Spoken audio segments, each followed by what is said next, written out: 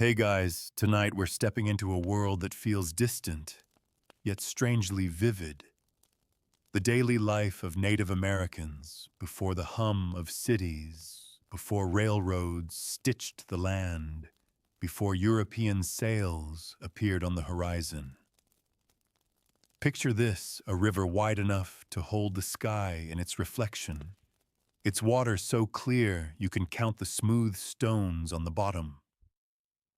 You kneel on the bank, cupping your hands to drink, feeling the cold rush over your fingers. The air smells of pine and wild sage, clean in a way you haven't tasted in years. And yet, despite the beauty, if you were dropped here without the knowledge passed down through generations, you probably wouldn't survive a week. Hygiene here is more than soap and water. It's survival, spirituality, and community woven together in ways your modern habits can't quite imagine. So before you get comfortable, take a moment to like the video and subscribe, but only if you genuinely enjoy what I do here. And while you're at it, drop a comment telling me your location and the time where you are right now. Now dim the lights, maybe turn on a fan for that soft background hum, and let's ease into tonight's journey together. You feel the shift immediately, time loosening the modern clock, dissolving into the rhythm of the land. Hygiene among Native Americans isn't a separate chore tacked onto the day. It's embedded in everything. Every clan, tribe, and nation has its own ways, its own seasons for cleansing, its own meanings tied to purity. You notice how much of life happens outdoors, cooking, crafting ceremonies. In a world without walls closing you in, the body moves through open air from dawn to dusk, and that changes what cleanliness means. There's no bathroom in the way you know it. Instead, streams and lakes serve as places for both bathing and spiritual renewal. In some nations, like the Ojibwe, bathing in cold water at sunrise is a daily rite, a practice to awaken both body and spirit. You can almost feel the shock of icy water biting into your skin, followed by a strange warmth as blood rushes back to the surface. The chill isn't discomfort, it's purification. Among the Diné or Navajo sweat lodges, offer a different form of cleansing: heated stones, steam, and sacred herbs driving impurities, physical and spiritual, out through your pores. Inside, the air grows so thick you can taste the cedar on your tongue, and the only light is the glow of the stones, red like the heart of the earth. You realize hygiene here blends the practical and the sacred. Hair is washed with plant infusions, yucca root for lather, sweetgrass for fragrance. Teeth aren't ignored either. Chewing sticks made from certain twigs keep them clean, the fibers fraying to act like bristles. And clothes often made of animal hides are smoked to preserve them, which has the added effect of keeping insects away and masking odors. You begin to see that this isn't the sterile, perfumed cleanliness you know. It's a deep maintenance of the body's relationship to the earth. Dirt isn't always dirty. Mud might cool sunburned skin, clay might draw out infection. Cleanliness here is about balance, and imbalance isn't just unhealthy, it's dangerous. Without it, sickness can spread quickly in close communities, especially in winter, when resources tighten. As the sun dips, you watch people gather at the water's edge, some to wash, others to fill gourds. Children splashing in the shallows. Laughter rises over the gentle rush of the current. No one is counting minutes. No one is rushing through hygiene to get back to something else. This is the something else. And as you sit there, the fading light painting the water in gold and shadow, you begin to understand you're not just clean when your skin is scrubbed. You're clean when your spirit is in step with the world around you. The river keeps flowing, and with it the story of how an entire people kept themselves in harmony with nature, season after season, generation after generation. And it's only the beginning. The river is still whispering in your ears as you rise the next morning, mist curling over its surface like breath from an ancient being. The air is crisp, carrying the scent of wet earth and cedar smoke drifting from campfires. You've slept close to the ground, wrapped in a hide softened by years of use, and you can feel how the earth has a way of grounding you, not just physically, but in the way it reshapes your senses.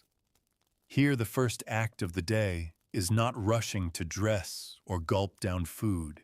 It's greeting the morning with a ritual that cleanses and aligns you.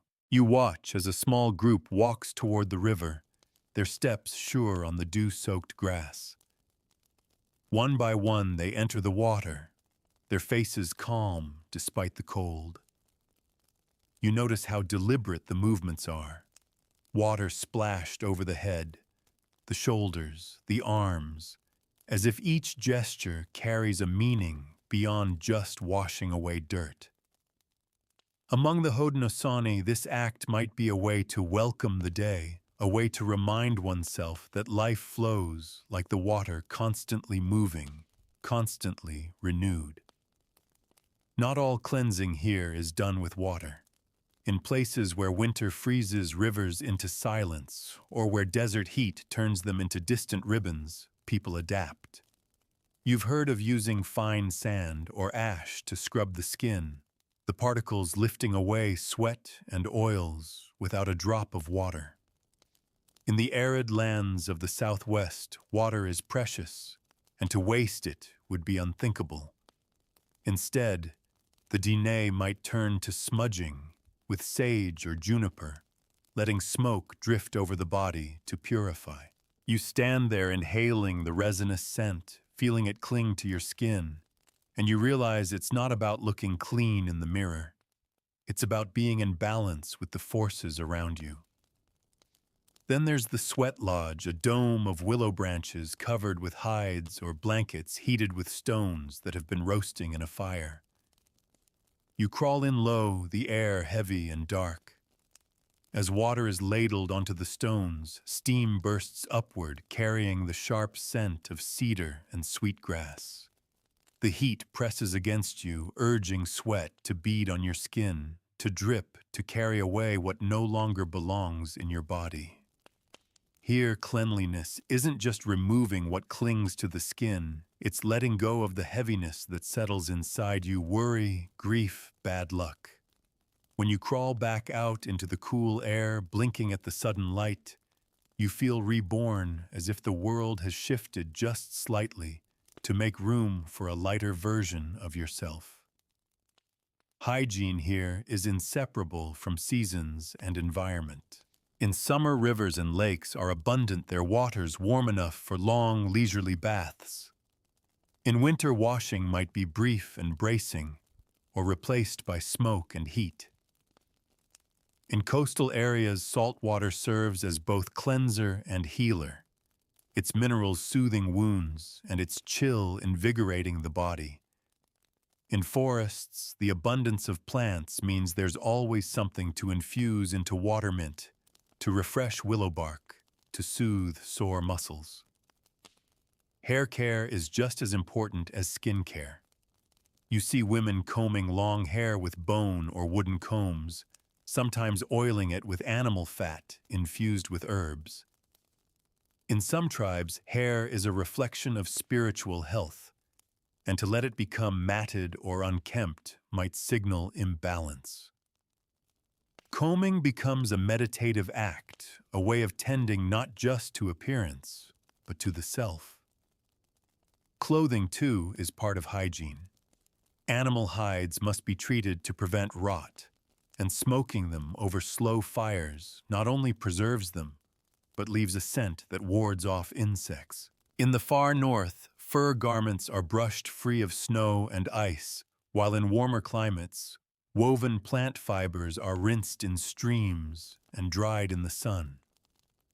the fibers absorbing the scent of the wind. As the day unfolds, you begin to notice the subtle choreography of cleanliness here, how no one rushes through it, how it's woven into other tasks. A mother might wash her child's face as she tells a story. A hunter might rinse his hands in the stream while inspecting his tools. There's no strict divide between work and hygiene because both serve the same purpose: to keep life in balance, to keep the body ready for whatever the next day brings. By nightfall, you're starting to understand why survival here depends on these rhythms. It's not about resisting nature's messiness. It's about knowing how to live within it, how to use it to keep yourself whole. And as the stars brighten overhead, you can almost feel the land itself approving, as if it knows you're beginning to learn its ways. By the third morning, you've stopped expecting the day to begin with the clang of an alarm. Instead, you wake to the slow unfolding of light over the horizon, the faint sound of someone stirring the embers of a fire. The air carries the scent of wood smoke and damp earth, and you find yourself anticipating the rhythm of cleansing before the day's work. There's no frantic rush to get ready. Readiness here is a state you build gradually, through ritual, through touch, through breath. You follow a small group heading toward a shallow bend in the river, where the current is slow and the water pools in a natural basin. They carry bundles wrapped in cloth yucca roots, fragrant leaves, smooth stones warmed in the sun. As they settle, the bundles are opened, and you see the care that goes into even the simplest acts of hygiene. Yucca roots are split open and pounded until they foam, creating a natural soap. The lather is worked into hair and skin with patient circular motions. The scent is earthy, faintly sweet, and it clings to your fingers even after you rinse. Washing here is rarely a solitary act. It's social, woven into the fabric of daily life.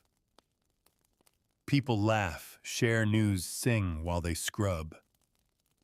You realize that cleanliness is not just about the individual, it's about keeping the entire community healthy. In close living quarters, especially during the colder months when people gather. Indoors, illness can spread quickly. Bathing, washing clothes, tending to hair, these are acts of protection as much as they are acts of comfort. You think about the materials at hand. Without manufactured soaps or bottled shampoos, everything comes from the land.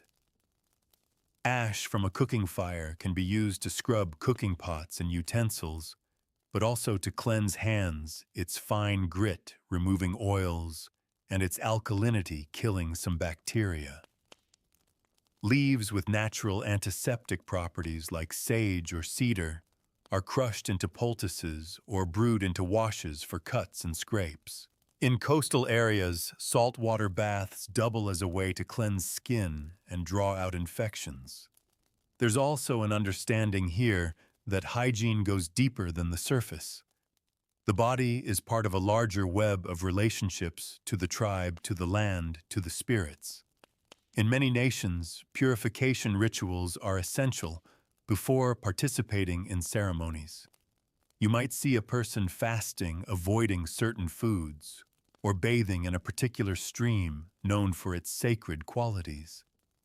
The act of cleansing before entering a ceremonial space isn't just about removing dirt. It's about showing respect, aligning yourself with the sacred work ahead.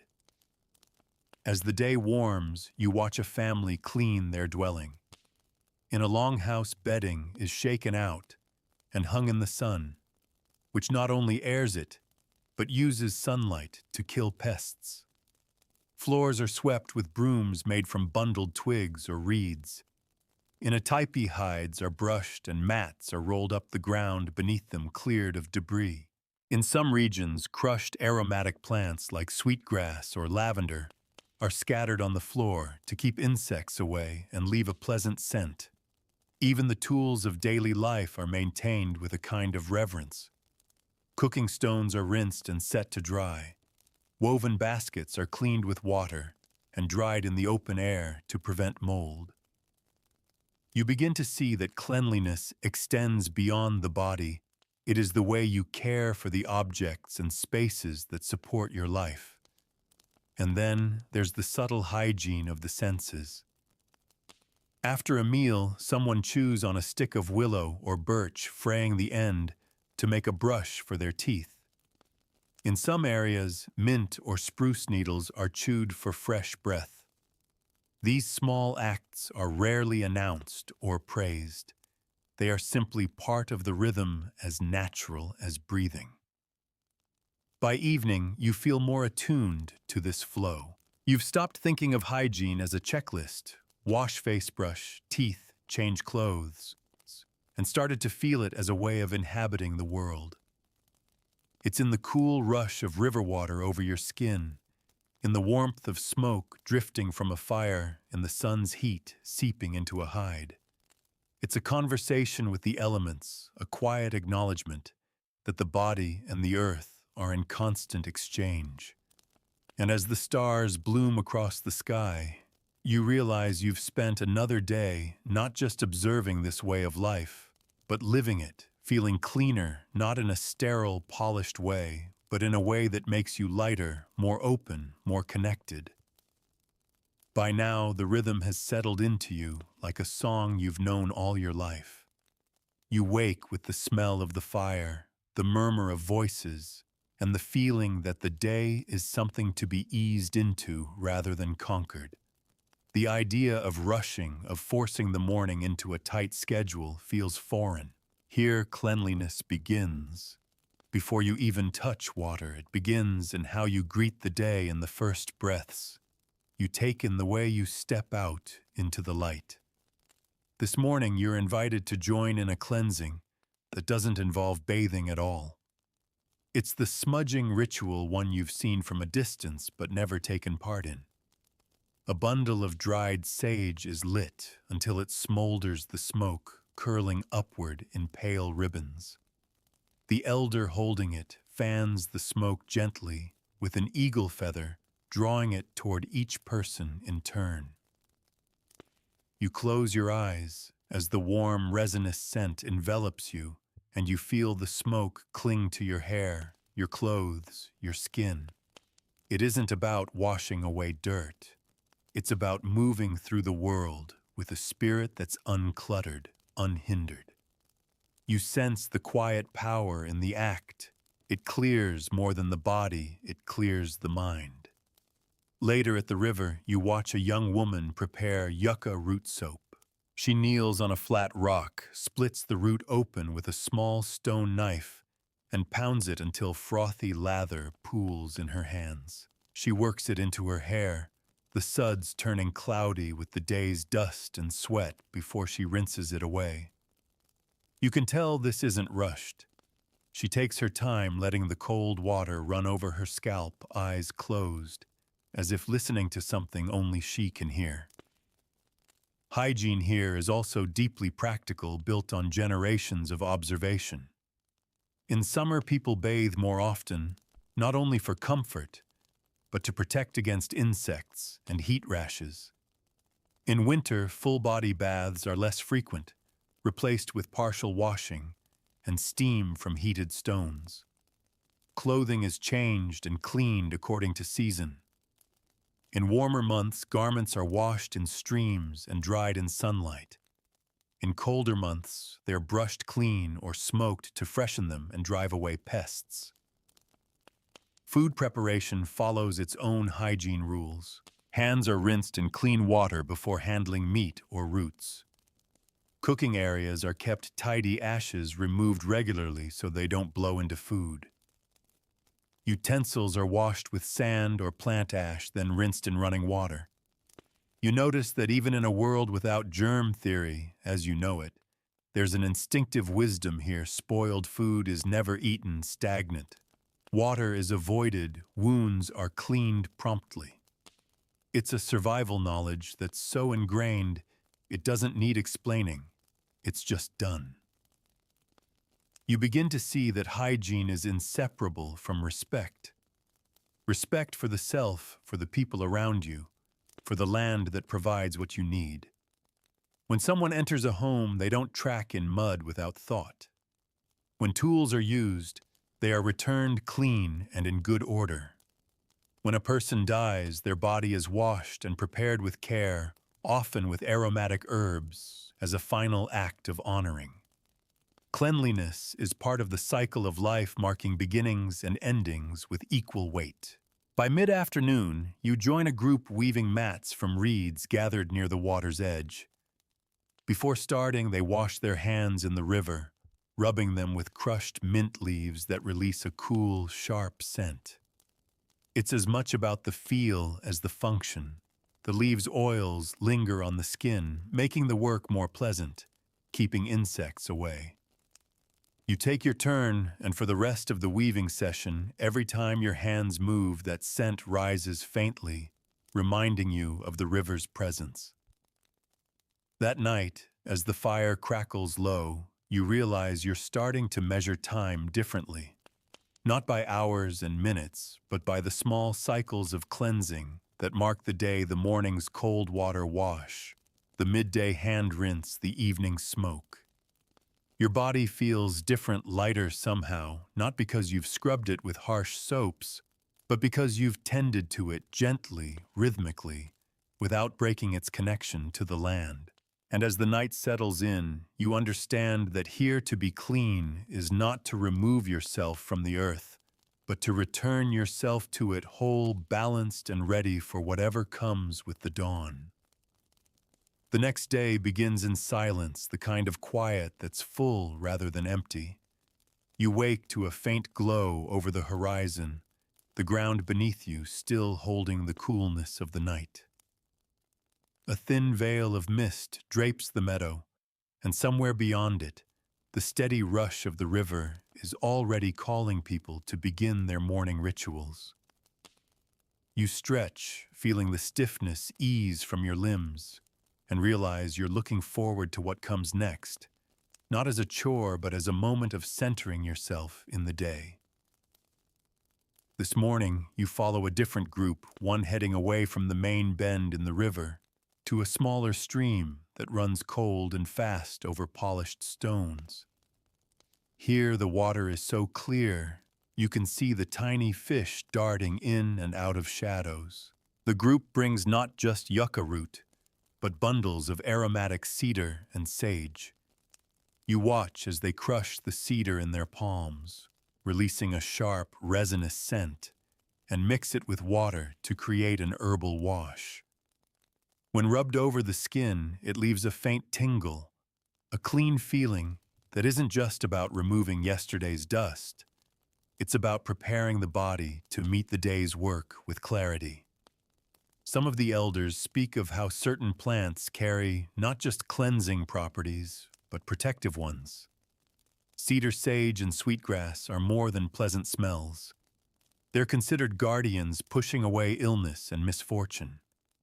You're starting to see that hygiene here is a kind of shield woven from nature's offerings and human intention. Midday brings a lesson in clothing care. You watch hides being softened by working them over a wooden frame, the repetitive motion loosening fibers until the surface feels supple. When garments are cleaned, they're rinsed in fresh water, if the season allows, or carefully brushed to remove dirt. Sometimes they're hung over a low, smoky fire. This not only dries them, but leaves behind a scent that discourages insects and keeps the material from souring. In colder months, when water use is limited, this smoke becomes essential, ensuring garments last through long winters without becoming breeding grounds for pests. You also notice the communal aspect of these tasks. No one cleans alone unless they choose to. There's conversation, laughter, shared meals afterward. A young girl helps her grandmother wash a woven bag in the river, carefully pressing it between flat stones to work out the dirt. Across the bank, two boys scrub a canoe with sand scouring away algae before it can rot the wood. The work moves steadily without the frantic pace you're used to. There's time to get it right, and that time is respected. As the afternoon stretches on, you're invited to help clean a storage pit used for keeping roots and dried meat. The pit is emptied, the walls brushed free of debris, and aromatic plants laid along the bottom to deter rodents. You notice how the people here treat storage as an extension of hygiene. Keeping food safe means keeping bodies safe. There's no separation between personal cleanliness and the cleanliness of tools, shelters, or supplies. Later, as the sun sinks, you sit by the fire with an elder who tells you about the role of sweat lodges in maintaining health. It's not something done every day, but at certain times before hunting after illness, or before important decisions, the community gathers in the low-domed structure to sweat together. Heated stones glow in the center water, hissing as it's poured over them, the steam wrapping everyone in a thick, almost tactile warmth. The elder says it's not just about sweating out impurities. It's about emerging renewed body and spirit aligned. That night, lying beneath the stars, you realize your definition of clean has shifted again. It's no longer tied to scented soaps, sterile bathrooms, or gleaming tiles. It's tied to intention, to the way you handle what the earth gives you, to the care you show your own body as part of a larger whole. Here to be clean is to be in tune with the land, the people, and the quiet forces that hold life together. Morning greets you not with noise, but with the faint rustle of wind through leaves and the slow, steady crackle of a rekindled fire. By now, the act of waking feels different. You're not jolted from sleep, but coaxed gently into the day. The air is cool against your skin, the kind of crispness that makes you want to move, to feel water on your face, to start fresh. You've begun to think of cleanliness less as washing away, and more as inviting clarity, energy, and balance into the body. Today you join a group heading to a sweat lodge before sunrise. The sky is still ink dark when you arrive, stars clinging to it like embers that haven't gone out. The lodge sits low to the ground, its frame of bent willow covered in hides, the entrance facing east to greet the day. You step inside and are swallowed by warmth before the door flap even closes. In the center, stones glow red hot, their heat a living thing. An elder pours water over them, and steam bursts upward in a hiss, wrapping itself around you, seeping into every pore. The air is thick and almost impossible to breathe at first, but as minutes pass, your body adjusts. Sweat beads on your skin, runs down your arms, soaks into your hair. People sit in a circle, silent, except for the sound of water hitting stone and the soft rhythm of breath. This isn't just about sweating, it's a ceremony. The steam is mixed with the scent of cedar and sage herbs placed on the stones to release their oils into the air. You inhale deeply and feel as though the heat is burning away more than dirt. It's pushing out fatigue, grief, and everything heavy you've been carrying. When you finally emerge into the dawn light, the cold air feels electric on your skin. Steam rolls off your body, and you feel lighter, as though something invisible has been shed. Outside, a few steps away, the river glints under the first blush of sunrise. People kneel at its edge, cupping the water in their hands to rinse their faces and hair, sealing the cleanse with the shock of cold. You do the same, and the water feels alive, as if it knows its role in what you've just experienced. As the day unfolds, you see other forms of hygiene that are quieter, but just as intentional. In one corner of the camp, a woman is brushing her child's hair, with a carved wooden comb, each stroke slow and deliberate. In another, a man is cleaning a flint blade with water and ash, making sure no residue from the last hunt remains. Even the act of preparing a sleeping space, shaking out hides, airing them in sunlight, becomes a way to keep the body safe from pests and sickness. You're struck by how many of these practices have nothing to do with vanity and everything to do with survival. A clean dwelling means fewer chances for insects or rodents to spread disease. Washed hands mean safer meals. Smoke-dried clothes last longer and stay free from parasites. Even the herbs burned in smudging or placed under bedding aren't chosen just for their scent. They're chosen for their ability to repel insects, soothe skin, and calm the mind. By late afternoon, you're helping to scrub cooking stones with sand and rinse them in the river, feeling the grit under your fingers, the satisfaction of a surface made smooth again. It's not glamorous work, but there's a quiet dignity in it. An understanding that clean tools mean safe food, and safe food means strong people. As night falls, you lie under the stars once more, thinking about how hygiene here is cyclical, seasonal, and deeply woven into the fabric of community life. It isn't about chasing away the natural world. It's about working with it, keeping the body and the earth in mutual care. And somewhere in the rhythm of smoke, water, and stone, you've begun to feel at home. By the seventh day, the scent of cedar and sage feels as much a part of you as your own skin. The rhythms no longer feel foreign. You know when to expect the slow walk to the water, when the fire will be stirred to life, when laughter will drift across the camp as people gather for the day's first tasks. Your body has adapted too. Your skin feels different, more open to the air, your hair carrying faint notes of the plants used to wash it. You move as though you belong here, even though you're still learning.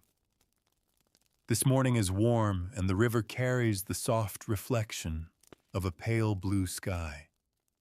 You follow two women who are collecting plants along its bank, not for food, but for cleansing. One kneels to pull up a cluster of cattails, explaining how the roots can be pounded into a paste that both cleans skin and soothes rashes. Another reaches for a plant with long arrow leaves, soapweed yucca, its root prized for producing foam when crushed and mixed with water. They carry their harvest back to camp, where the plants are cleaned, trimmed, and set aside for the day's washing. You notice that this process, gathering, preparing, and using natural cleansers, is as much a part of hygiene as the actual act of washing. The freshness of the plants matters. The time of year changes their potency. You see how closely tied these practices are to knowledge of the land. Without knowing where to find soapweed, or when cedar has its strongest scent, you couldn't maintain this way of life. Later in the morning, you help a group wash woven blankets in the river. The work is steady, soaking, scrubbing, rinsing. The current helps pull away dirt, but it's the patient wringing and laying them flat on sun-warmed rocks that ensures they dry properly. As you work, an elder tells you that sunlight is a cleanser too, that leaving things in the sun not only dries them, but feeds them with light, driving away what doesn't belong. You watch the blankets ripple gently in the breeze, their fibers brightening in the daylight, and you understand the truth in her words. In the afternoon, you observe how hygiene extends to the tools of hunting and gathering. Bows are unstrung and wiped down after use. Nets are washed free of debris and left to dry before being stored. Even fishing hooks are cleaned, polished, and kept sharp.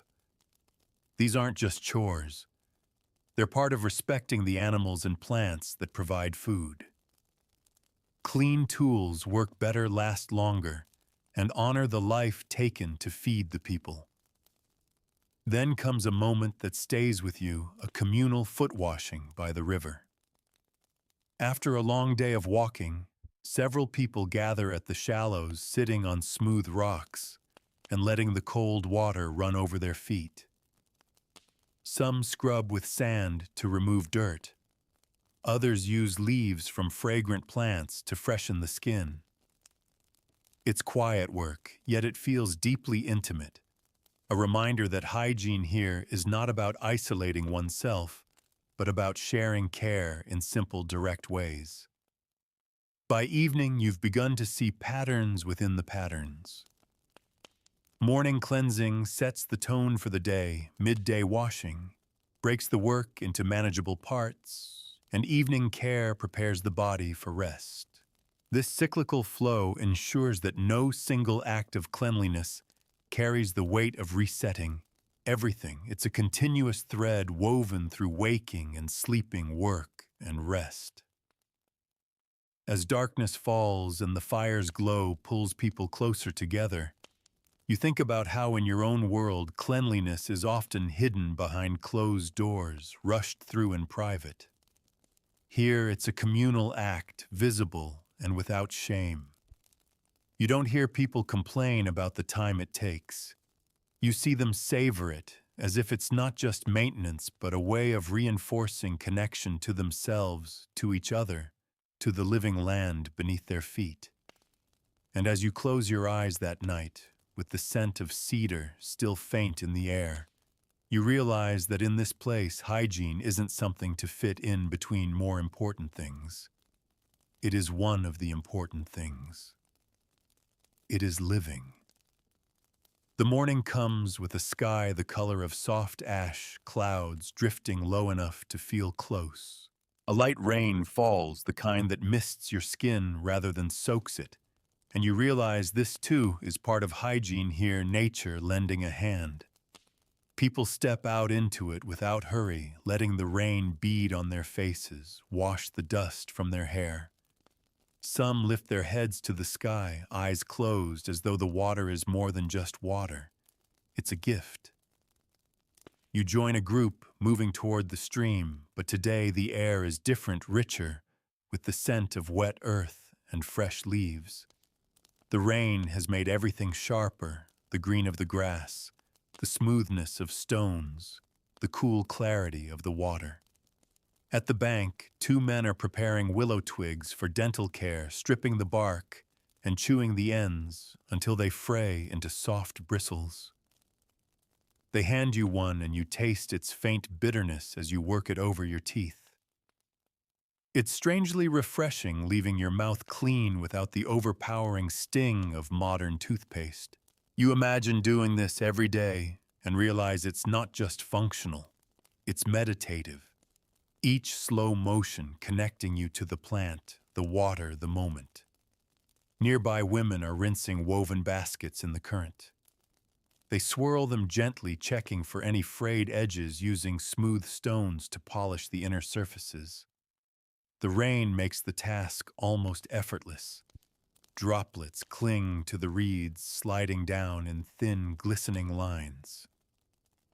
You begin to see how weather is not an obstacle to hygiene here, it's part of the cycle. A hot, dry day calls for cooling in the river. A rainy day offers a gentle rinse to everything under the sky. Midday brings a lesson in personal fragrance, though not in the way you're used to. Here scent is functional and often protective. Sprigs of sweetgrass are braided and worn in the hair, their aroma not only pleasant, but believed to invite good spirits. Animal fat infused with mint or wild herbs is rubbed into skin, softening it, while keeping away insects. Smoke from burning cedar clings to clothes, serving as both deodorant and repellent. You catch yourself inhaling deeply, not because the scent masks something unpleasant, but because it carries the freshness of the forest itself. Later, you're shown how bedding is maintained after a damp night. Hides and mats are taken outside, draped over low poles to catch both air and light. Small fires are lit nearby, not to dry them directly, but to let smoke drift over, ensuring they stay free of pests. The process is unhurried part of the day's rhythm, as essential as preparing food or tending the fire. In the afternoon, you follow a group collecting clay from a riverbank. At first, you think it's for pottery, but they explain its role in cleansing. The fine, smooth clay can be mixed with water to create a skin mask, drawing out impurities and cooling sunburn. It can also be used in tiny amounts on hair-absorbing oils before being rinsed away. You try it yourself, the cool mud slick against your face, and when it dries, the pull is gentle but certain. After rinsing, your skin feels new, the river carrying away the residue in a swirl of pale clouds. As the sun sets, the rain stops, leaving everything washed and luminous. The air is rich with the smell of damp plants, the ground springy underfoot. People gather near the fire, the conversation quiet but warm. You catch glimpses of others smoothing their hair, checking their clothes, passing sprigs of herbs to one another. There's no vanity here, only a shared understanding that caring for the body is caring for the community, that every act of hygiene strengthens the bonds between people and the place they live. You lie down that night, with the faint taste of willow still on your tongue, the scent of sweetgrass in the air, and the knowledge that here even the rain is part of keeping you whole. The dawn is cold, with a pale sun rising slowly through a curtain of thin clouds. The air carries a faint bite enough to make you pull your blanket tighter as you step outside. Smoke curls from several small fires across the camp, each sending a different scent into the morning, some sharp with cedar, others mellow with sweetgrass. The smell feels like a signal telling you that another cycle of cleansing and care is about to begin. You follow a small group toward a quiet bend in the river where the current runs deep and slow. Here, the water is colder, shaded by overhanging branches. The group brings with them a bundle of cattail leaves braided loosely. You learn that these can be used like soft brushes to scrub the skin, their fibers strong enough to lift away dirt, but gentle enough not to scrape. People wade in one at a time, using the braided leaves to work over their arms, shoulders, and backs, rinsing with the cold current afterward. The act is deliberate, unhurried, almost like a dance between water and body. Afterward, they sit in the sun to dry, combing their hair with bone or wooden combs. One woman uses a mixture of bear fat and crushed herbs, working it through her long hair until it gleams. The fat helps to condition and protect, while the herbs leave a subtle scent that lingers through the day. You notice that nothing is wasted here. Every resource has more than one purpose. The bear fat comes from an animal taken for food, the herbs gathered while collecting other plants, the comb carved from a piece of bone left over from a hunt. By mid-morning, the camp is alive with the quieter chores that keep life moving smoothly. A man sits cross-legged, scraping the inside of a deer hide to remove any remaining tissue before it's smoked. A group of children laughing carry baskets to the river to wash them, splashing each other as they work. At another fire, someone is boiling water with juniper branches, letting the fragrant steam drift into a nearby shelter to freshen the air and discourage insects. The connection between hygiene and the seasons becomes even clearer today. In this cool weather, less emphasis is placed on full bathing and more on targeted cleaning hands. Faces, feet, and hair are kept especially fresh since they are most exposed and most likely to carry dirt. Clothing is also managed differently. Garments are layered to preserve warmth, and the inner layers are kept cleaner, changed more often, while outer layers are brushed or smoked rather than washed daily. You start to appreciate the logic why risk soaking yourself in cold weather when you can stay clean and dry with a different approach. In the afternoon, you're invited to help prepare a ceremonial space. This involves more than just clearing an area. It's a thorough cleansing of both the ground and the people who will enter it. The space is swept with evergreen branches, the scent filling the air as needles brush the earth. Stones are arranged and herbs are burned so the smoke drifts over the cleared ground. Those helping pass through the smoke as well, letting it wash over them from head to toe. The elder overseeing the work explains that the body should not carry the dust of daily life into a sacred act. Cleanliness in this sense is about respect, making sure you bring your best self into the presence of the spirits. Evening falls with a golden light pooling across the river. The day has been cooler, but your skin still carries the memory of cold water, the warmth of the fire, and the clean weight of well-tended clothes. You sit by the fire watching others prepare for sleep, hair braided neatly to keep it from tangling hands and faces, washed one last time, bedding smoothed out, and checked for dampness or pests. There's no sense of obligation in these acts. They are as natural as breathing, woven into the way people here live without ever being rushed. You settle in for the night, realizing that hygiene in this world is less about finishing something and more about staying in constant conversation with the earth.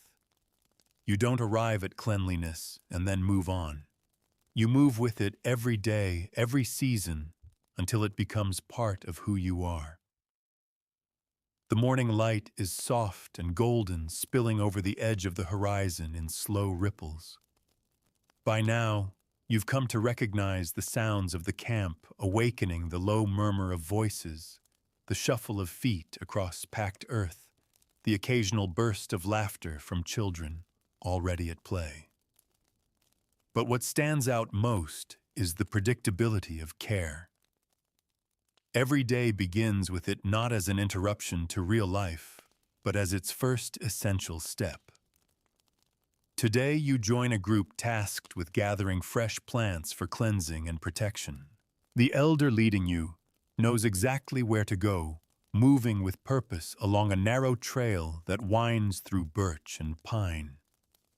She pauses at a patch of wild mint, kneeling to pinch the leaves and release their crisp, cooling scent. These will be used for rinsing the mouth and freshening breath chewed after meals, or steeped into a light infusion for washing hands. A little further on, she gathers a cluster of artemisia, its silvery leaves known for their cleansing smoke when burned. Everything is taken with care, a thank you whispered to the plant, a small offering left behind, often a pinch of tobacco or a few strands of hair. Even gathering what will be used for hygiene carries an awareness of balance and reciprocity. Back at the camp, the mint is rinsed in cool water, then crushed lightly to release its oils. People come by to take a leaf or two, chewing slowly as they work. The artemisia is set aside for smudging its dry leaves, saved for the next ceremony. You can see how gathering, preparing, and sharing these plants creates small moments of connection between people throughout the day. In the late morning, the camp focuses on laundering clothing. In a world without metal tubs or laundry soap, the process is both simple and effective.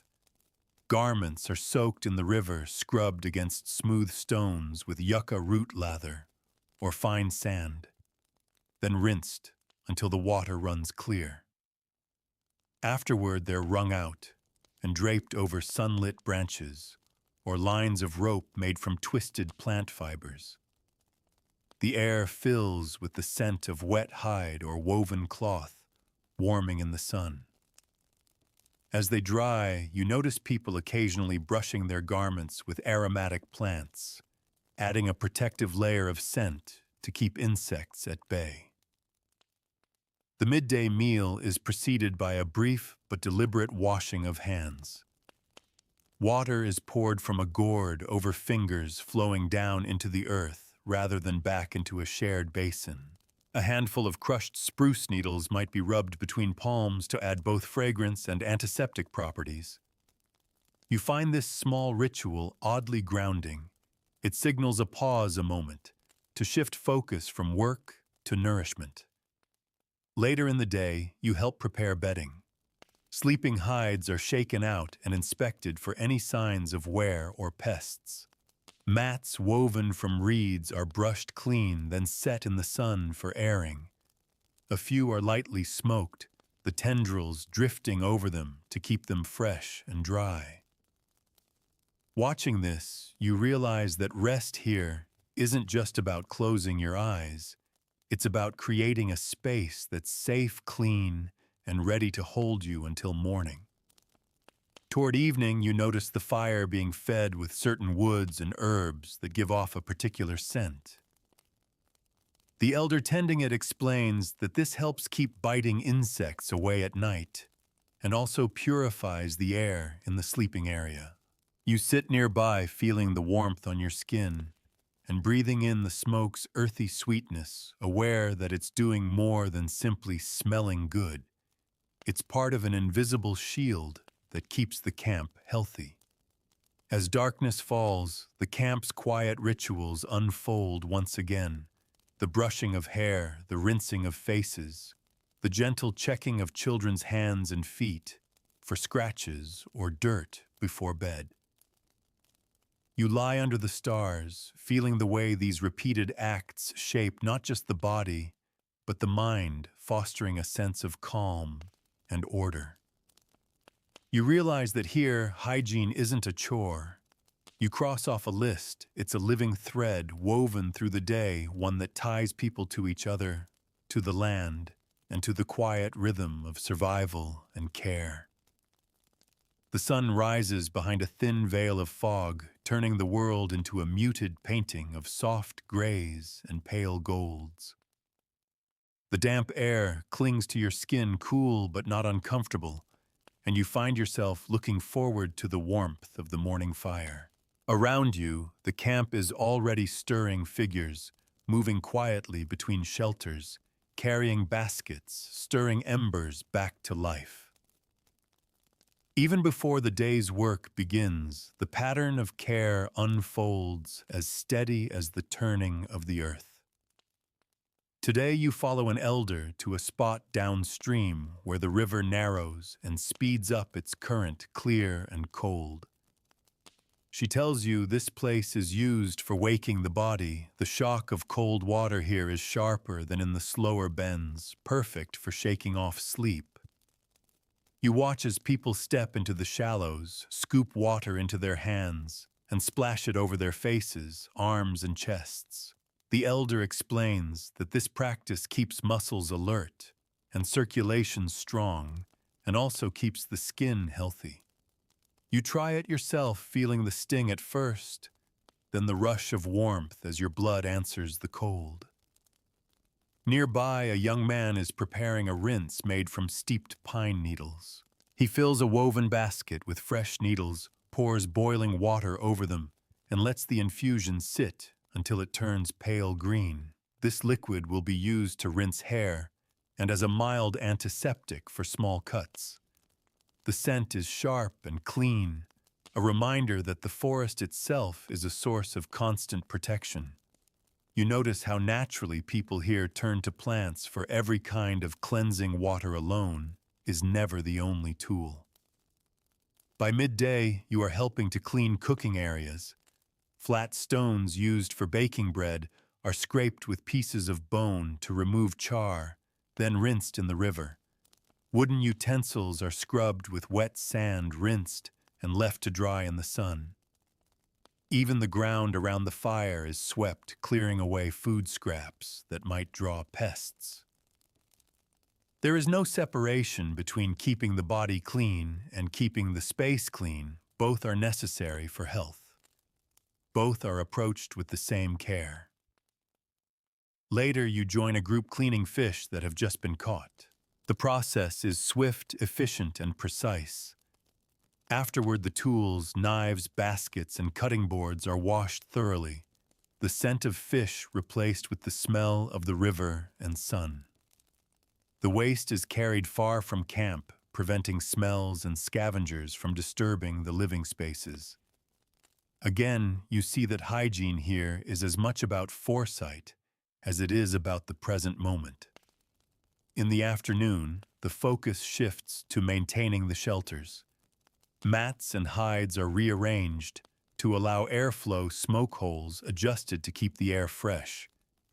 Aromatic plants are sometimes tucked into corners or under bedding, not only for their fragrance, but because their oils naturally repel insects. You help replace a few of these bunches, the scent of sweetgrass and cedar lingering on your hands afterward. Before evening, the camp gathers for a communal hand and face washing. A large clay pot is filled with warm water infused with crushed herbs, and people take turns ladling it over themselves. The warmth eases the day's fatigue, and the scent lifts the spirit. Children giggle as they're helped through the process, splashing more than they need to, but no one scolds them. The joy is part of the ritual. Night falls with a softness that makes every small sound, laughter, the crackle of fire, the rustle of blankets feel amplified. As you prepare your own sleeping space, shaking out your bedding and smoothing it into place, you realize you've stopped thinking of these acts as extra steps. They are simply the way the day moves. You lie back under the stars, warm from the fire, clean, in a way that goes beyond skin deep. Here, hygiene is not a task you perform. It's a way you live, every breath of it tied to the land, the water, and the shared life of the people around you. The morning begins with a silver light spilling across the camp, the kind that makes every droplet of dew glint like a bead of glass. The air is crisp enough to make your breath visible, and you can hear the faint thrum of the river before you even see it. You've started to notice how the day's first moments are always quiet, but purposeful, a time for the body to wake for small acts of care to set the tone. Today, you're invited to a bathing spot, used only occasionally, a secluded pool where a spring feeds into the river. The water here is clear and still with a faint mineral scent. The elder who leads you explains that this is a place for deeper cleansing, not just to remove the dust of the day, but to restore energy. She gathers yucca root, crushing it into a lather in her hands before passing some to you. As you wash, the foam feels different here, almost silky, and the water seems to hold a quiet, steady warmth from the spring. You can feel tension leaving your muscles, as though the water itself knows how to draw it away. Afterward, the group sits in the sun to dry hair combed slowly with wooden or bone combs. Some rub in oils made from animal fat mixed with the essence of crushed plants. The oils not only keep hair healthy, but protect the skin from wind and dryness. You've come to understand that nothing here is just for show. Every scent, every mixture has a reason, a purpose tied to both comfort and survival. By late morning, you're helping to clean tools used for tanning hides. The work is meticulous, scraping, rinsing, smoking. The hides themselves are also the part of the hygiene system. They will become clothing and bedding, and keeping them free of rot or pests is essential. People joke as they work, passing techniques down in small tips: how to angle the scraper for a cleaner cut, how to hang hides so they smoke evenly. Hygiene is learned here not through lectures, but through watching, doing, and sharing. The midday meal brings another moment of ritual care. Before eating, everyone washes their hands in a shared space, but not in shared water. A helper pours from a gourd so the water runs away into the earth, and hands are rubbed with leaves or ash before rinsing. You realize this prevents contamination while also leaving the skin lightly scented with whatever plant is used. In the afternoon, you watch a group maintain the pathways between shelters. Small stones, leaves, and debris are cleared away not only to make walking easier, but to keep pests from hiding close to living areas. Even these communal spaces are kept tidy, as much a part of hygiene as bathing or washing clothes. You join in sweeping with a broom made of bundled reeds, feeling the satisfying rhythm of each stroke. As evening comes, a light rain begins to fall. Instead of rushing for cover, people take advantage of it, placing containers outside to catch the fresh water, setting out baskets and mats for a quick rinse. Some wash their hands and faces in the cool droplets, laughing as the rain streaks their skin. The air smells clean, as if the rain has rinsed more than just the ground. Later before sleep, the fire burns low and steady. Someone tosses a handful of dried herbs onto the embers, and a fragrant smoke drifts through the camp. People pass through it slowly, letting it cling to their hair and clothing. It's a final act before the night, a way to end the day clean, safe, and protected. You lie down with the scent still in your hair, the sound of rain fading into the distance, and the quiet knowledge that here, cleanliness is not a performance. It's the ongoing dialogue between body, earth, and community, never finished, always flowing like the river you've come to know so well. The morning fog drapes itself low over the camp, muting shapes and softening every sound. You wake to the gentle patter of droplets falling from the leaves above a rhythm that blends seamlessly with the slow breathing of those still wrapped in their blankets. The air feels damp and cool, carrying the scent of last night's fire mixed with the freshness of wet earth. Today's cleansing begins not with water, but with smoke. An elder has prepared a smudge of sage and sweetgrass, the bundle glowing faintly at its tip. One by one, people step forward, turning slowly as the smoke is wafted over them with a feather. You feel it settle on your skin and hair, warm and fragrant, a sensation that's both grounding and uplifting. Here, the body isn't just cleaned of dirt. It's cleared of anything heavy or unwelcome that might have clung to you in the night. Afterward, a few head to the river for a quick wash, but others remain near the fire tending to smaller acts of care. Hair is combed patiently, strands braided to keep them neat for the day ahead. Hands are rubbed with crushed mint leaves, not only to freshen, but to mask the scent of human skin, useful for hunters who will spend the day in the forest.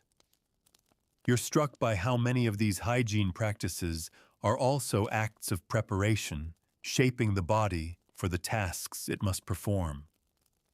By mid-morning, you join a group tasked with cleaning and re-smoking stored food. Strips of dried meat are checked for any sign of spoilage, then placed over low aromatic fires to renew their preservation. Baskets of dried berries are aired and stirred to ensure no moisture has settled in. The work is deliberate, and you realize that food hygiene here is just as vital as personal hygiene. In a world without refrigeration, a single spoiled batch could mean hunger for many.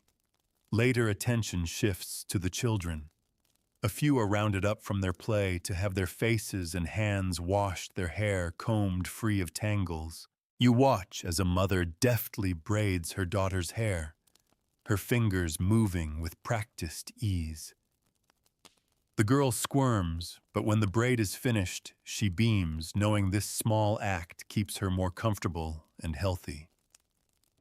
It's a reminder that here, care is not an inconvenience, it's a gift. In the afternoon, the camp works together to freshen the main gathering space. Mats are lifted and beaten lightly to shake out dust poles wiped with damp cloths made from softened hay. The ground is swept and aromatic plants are scattered in small bundles to scent the air and discourage insects. Even the act of arranging seating around the fire follows a pattern that keeps smoke flowing away from where people sit, another small detail that blends comfort and health. As dusk approaches, preparations for the evening meal begin. Hands are washed again, tools cleaned, and water fetched fresh from the river. You've noticed that water for drinking and cooking is always taken from specific places. Clear-moving stretches of the river far from where bathing or washing happens. It's an unspoken rule that everyone honors a quiet form of discipline that keeps the whole community safe. Night settles in with the usual warmth of firelight and the hum of quiet conversation. A few toss sprigs of cedar into the flames, sending up brief flares of scent. You breathe it in deeply, feeling it mingle with the cool night air. Before turning in, you join others in a final rinse at the river's edge, the cold water sharp against your skin, leaving you alert, yet ready for rest. As you settle into your bedding, you realize how layered hygiene is here: physical, spiritual, practical, and communal all at once. Every act of care strengthens not just the body, but the invisible threads that bind everyone together. And with that understanding, you drift into sleep, cleaner in every sense of the word. The morning breaks clear and sharp, the kind of light that makes every blade of grass stand out against the earth. You've grown used to waking with the camp no longer needing to wait for others to stir before rising. The smell of fresh smoke drifts through the air, mingled with the faint sweetness of drying plants. Somewhere nearby, you hear the soft slap of water against stone. Someone is already at the river. Today, you're invited to join a more elaborate cleansing one tied to the shifting of seasons. The elders explain that as the year moves from one phase to another, it's important to reset, not just physically, but in spirit. The gathering place is prepared with care mats, are laid out herbs set beside the fire, and a small pool of water is marked as the starting point. The process begins with smoke. Bundles of sage, sweetgrass, and cedar are lit and allowed to smolder, their scent deep and layered. Each person walks slowly through the smoke, turning to let it curl over every part of their body. You feel it seep into your hair, your clothes, and even your breath, like a reminder that cleansing is more than skin deep. From there, the group moves to the water. It's colder than you expect, but the shock is bracing, almost exhilarating. People cup it in their hands, pouring it over their heads and down their arms, murmuring words you don't fully understand. You realize these are thanks, gratitude to the water for its life-giving power. It's an exchange, not a one-sided taking. Afterward, everyone gathers around the fire, where certain plants are burned just enough to release their scent. The smoke mingles with the steam from clay pots of herbal infusions, which are used to wash the face and hands. Some of the elders rub these infusions over their arms and neck, the oils from the plants leaving a faint sheen on their skin. By midday, the ceremony shifts into practical work, washing clothes, mending tears, refreshing bedding. You help beat a hide clean, then hang it near the edge of the fire where the warmth and smoke will finish the job. The rhythm of the work feels different today, less like a daily necessity, more like part of a collective turning of the page. Every motion carries a sense of intention. In the afternoon, you watch as children are taught the small details of these practices: how to braid sweetgrass so it dries evenly, how to choose the right willow twig for cleaning teeth, how to keep water clean by using separate areas for bathing and drinking. It strikes you how much is passed along through these simple tasks. This isn't just about staying clean, it's about preserving knowledge that keeps the community strong. As the sun lowers, a soft breeze carries the smell of cedar through the camp. People are settling in for the evening, their hair still damp from the day's washing clothes, fresh and smelling of smoke and herbs. You notice how everyone seems a little lighter, as if the shift in the season has lifted something unseen. That night, lying beneath the stars, you understand more clearly than ever that hygiene here is not an isolated routine. It's woven into the cycles of the earth, aligned with the turning of seasons, carried forward by the hands and voices of those who remember. In caring for the body, they're also caring for the past, the present, and the future all at once. The morning comes quietly, with the first light spilling like molten gold through the branches overhead.